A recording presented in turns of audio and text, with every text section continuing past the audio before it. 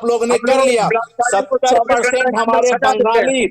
हमारे आपके बंगाली प्रदेश, उत्तर हिंदू प्रदेश, मध्य भाइयों से प्रदेश में बलात्कारियों का 30% स्वागत किया कभी जाता है, भी आपको मानना चाहिए। ऊपर नहीं होगा। विवेक इस बार का भटकाना चुनाव हो गया भारतीय सर। जनता पार्टी तो लड़ रही है, लेकिन आपसे बंगाल के रिक्वेस्ट सारे की के है, सारे प्लीज वो अपने सारे जबान बंगाली पर हिंदू बोलिए। भाई 70% वो लोग चुनाव लड़ेंगे इस बार, और खुले मैदान में इस बार आपके टीएमसी के गुंडों का कोई भी रोब नहीं चलने वाला है। जो आप लोगों ने हमारे भारतीय जनता पार्टी के 300 कार्यकर्ताओं की जो हत्या की है, उसका बदला भी हम लोग चुन चुन कर और गिन गिन कर वो टीएमसी के गुंडों से लेंगे, जिन्होंने हमारे सामान्य कार्यकर्ताओं की हत्या की है। आप लोगों ने हमारे कार्यकर्ताओं को, जब वो चुनाव में जाते थे तो आप लोगों ने उन्हें बोलने का अधिकार नहीं दिया है। आपके जो गुंडे हैं, जो गुंडे आपने पाल कर रखे हैं, बांग्लादेश से जो मुसलमानों को लाकर आपने गुंडागर्दी की है बंगाल में, बंगाल की जनता इस चीज को भली भांति जान चुकी है। और इस बार 2026 के चुनाव में ममता बनर्जी और उनके सारे गुंडों को ना हवालात की शेयर करानी पड़ जाएगी। तो फिर आप कहना हमें इस बार का बदला, इस बार का चुनाव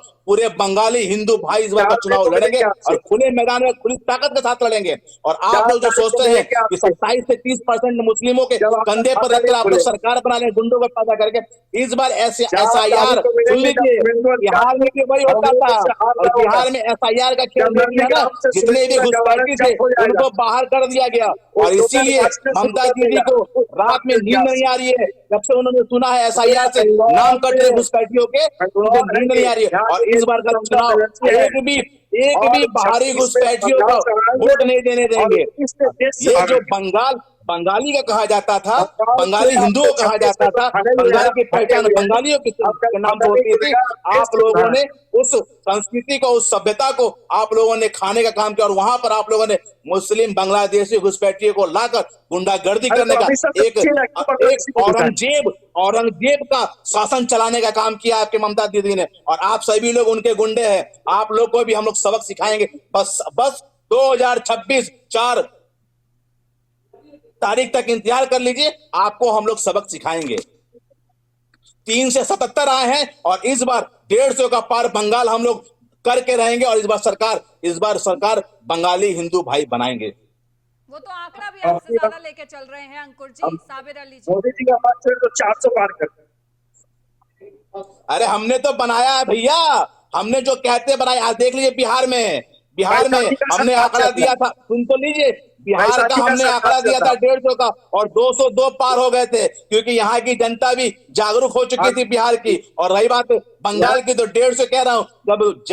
जब पिटारे में से जिन निकलेगा तब आप भी गिनती देख लीजिएगा और छुपने की जगह देख लीजिएगा कि कहाँ ममता बनर्जी के जो गुंडे हैं, मतलब जमीन कहीं कोई खरीदेगा तो उसके गुंडागर्दी का टैक्स वहां देना पड़ जाता है। आप लोग मतलब मैं क्या बताओ मनरेगा में शिक्षा के बीच जगह महिला सुरक्षित नहीं है। जनता है, अरे आपने जब बंगाल की महिला मुख्यमंत्री होकर उसने बंगाल की महिलाओं को सुरक्षित नहीं रखा, बंगाल की बहू बेटियों को सुरक्षित नहीं रखा, वहां पर उनको बंगाल की महिलाएं बहू बेटियां उनको वोट देने जाएंगी। मेरे सुन तो लीजिए, आज यही कारण है हमारे बिहार से भी जो लोग बंगाल में जाकर रहते हैं, बंगाल के बहुत लोग। Sabir Ali ji please sir.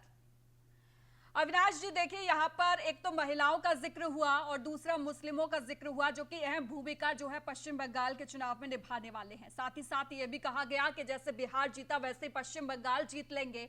तो क्या आपको लगता है कि इतना आसान है बिहार की तरह पश्चिम बंगाल?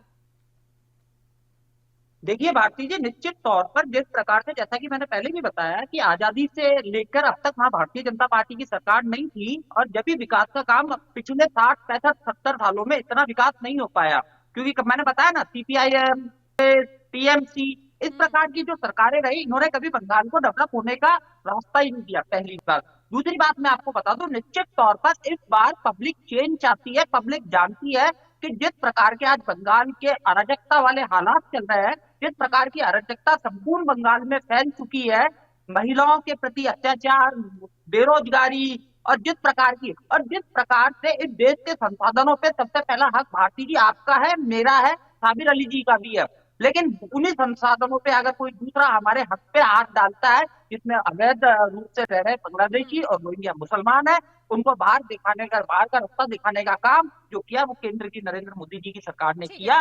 इन्होंने SIR का भी विरोध किया, इन्होंने NRC का भी विरोध किया और ये विरोध करते गए। और अब की बार पब्लिक इनका विरोध करेगी, बंगाल की जनता इनका विरोध करेगी। और आप देखिएगा, इसी डिबेट में साबिर अली जी को भी बुलाइएगा, सबको बुलाइएगा, और 4 तारीख के बाद हम इसी डिबेट पे दोबारा भी चर्चा करेंगे।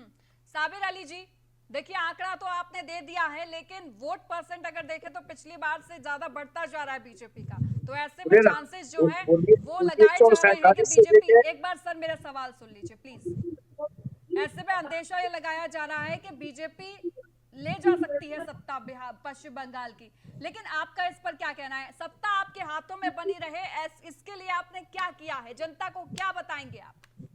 देखिए 1947 से लेके 2014 तक भारत में जितने भी प्राइम मिनिस्टर थे किसी ने काम नहीं किया। एक ही प्राइम मिनिस्टर काम किया, और नरेंद्र मोदी, जो भारतीय जनता पार्टी के हिसाब से। बाकी प्राइम मिनिस्टर ने देश को और पीछे लेके चले गए अकॉर्डिंग टू उनका जो नियम है। और हम लोग तो कॉन्फिडेंट है, हम लोग सरकार में है, हम लोग सरकार में रहेंगे। हम लोग को कोई चिंता नहीं, बीजेपी से हमें कोई खतरा नहीं। बीजेपी सिर्फ झूठा हवा बनाने वाली भारतीय जनता पार्टी है नहीं। भारतीय जनता पार्टी के लोग नहीं है, उनका झंडा लगाने वाला आदमी नहीं है, उनका वर्कर नहीं है, उनका खुद में बैठने वाला आदमी नहीं है। धन्यवाद देना है मुझे साबिर अली जी को। हर भारतीय तृणमूल कांग्रेस के लोग मौजूद है, तृणमूल कांग्रेस के समर्थक मौजूद है। जितने हमारे कर्मी है, उनके परिवार अगर वोट देते तो हम सरकार बना सकते। पब्लिक तो फिर देगा ही हमें वोट। तो भारतीय जनता पार्टी भारतीय जनता पार्टी को हम लोग विदाई भेजेंगे।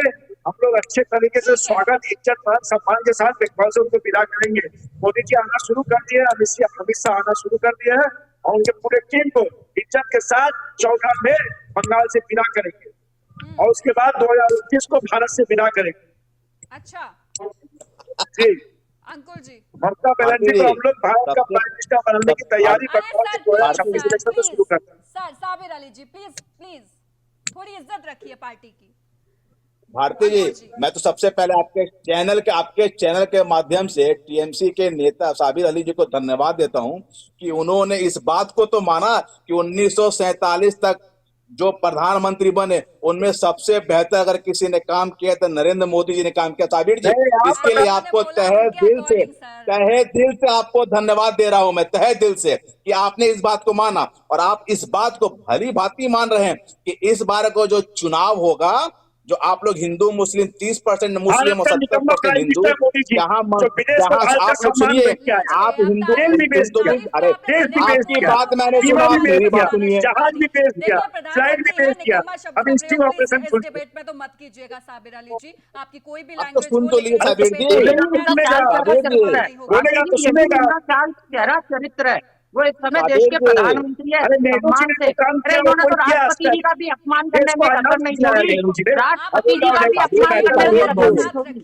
आप अपनी बात रखिए, आदर के साथ रखिए। उन्होंने तो राष्ट्रपति के लिए ऐसे शब्दों अरे का क्यों इस्तेमाल राष्ट्रपति जी का भी अपमान करने में कसर नहीं छोड़ी। हम तो कह रहे हैं, चाल, चेहरा और चरित्र, जब हमारे बंगाली हिंदू भाई दुर्गा पूजा मनाएंगे, जब हमारे बंगाली हिंदू भाई जो सबसे बड़ी पूजा, जो सबसे बड़ी भक्ति दुर्गा पूजा होती है, कि हम लोग भी बिहार से बंगाल जाते हैं दुर्गा पूजा देखने के लिए, आप लोग उसमें बाधा डालते हैं, उन्हें दुर्गा पूजा मनाने से रोकते हैं। रामनवमी मनाएंगे तो आप रामनवमी मनाने से रोकते, मतलब हिंदुओं के जितने भी पूजा है उन पर आप रोक लगाएंगे, और मुस्लिमों के जितने भी पर्व त्योहार आएंगे उनमें आप जाएंगे टोपी पहनने के लिए, हमारी ममता दीदी जाएंगे टोपी पहनने के लिए, जाएंगी वहां पे दावतें करने के लिए। अरे ममता दीदी, कभी दुर्गा पूजा के समय, नवरात्र में भी कभी फलाहार का अपना प्रसाद सभी हिंदू खिलाते रहती, रामनवमी में भी थोड़ा खाना चली जाती है, उनको भी थोड़ा सहयोग दे दिया रहता।